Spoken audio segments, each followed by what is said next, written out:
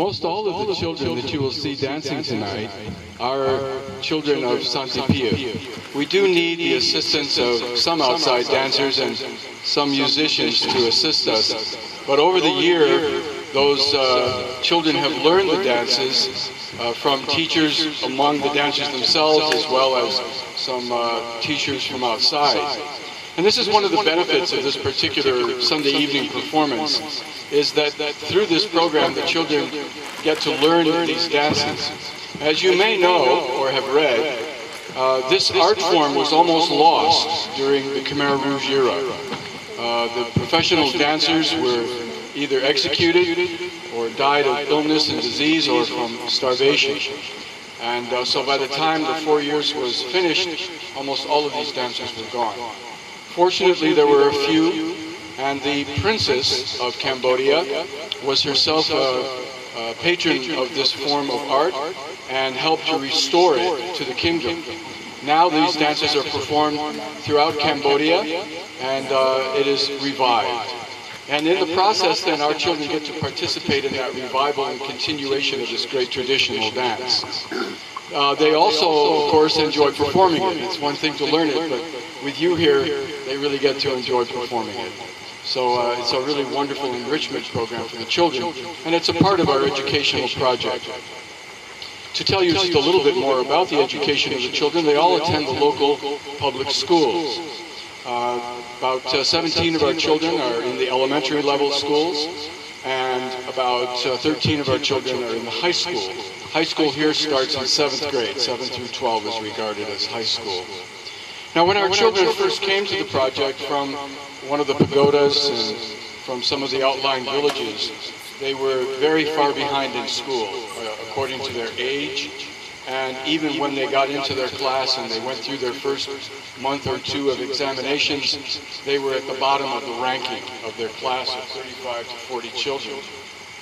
But by the end of the year, they had progressed into the top 50% of the class, most of them 20 and below. And many of them were in the top 10, and we even had children who were number 1 and number 2 and number 3 in their classes. And so they really benefited from having proper nutrition and a support system here and the kind of studying that they're able to do. And they're very earnest students. I think that was the first thing that impressed me when I volunteered at the Children's Home when I came here as a tourist 2 years ago.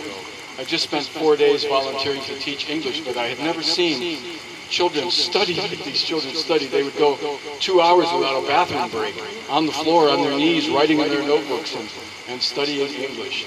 I was really taken by that, and actually kind of fell in love with these kids. I say they stole my heart, so I had to move to Cambodia to live where my heart was. And so a year ago, I sold my home in Seattle and moved to Cambodia and enjoy this project so much. So the education of the children is really one of the primary purposes for our being here. I have to tell you that the food, shelter, and clothing part is pretty important too. And just to give you an idea, there's 30 children and about 10 staff that eat here on a regular basis. And we go through 400 kilo of rice a month.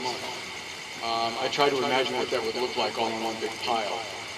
Uncooked, let alone cooked.